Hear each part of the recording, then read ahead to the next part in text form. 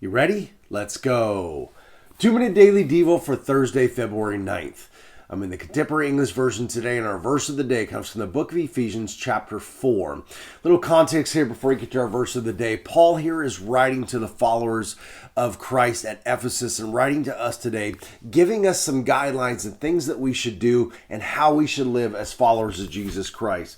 You know, he talks about how we want to be set apart from those that are not truly living for Christ.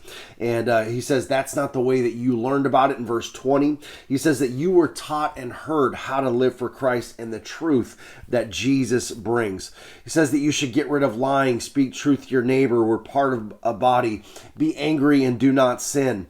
And then he gets down to our verse of the day in verse 29, and here's what he says to us. Don't let any evil talk come out of your mouths. Say only what will help to build others up and meet their needs. Then what you say will help those who listen.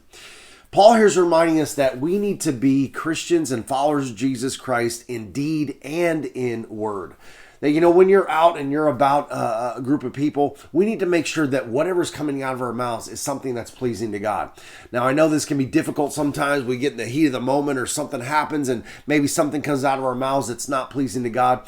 But we need to try to become what Paul is saying here. That we need to make sure that there isn't anything coming out of our mouths that might have someone question whether we are followers of Jesus Christ. We want to say things that are going to build others up and help meet their needs.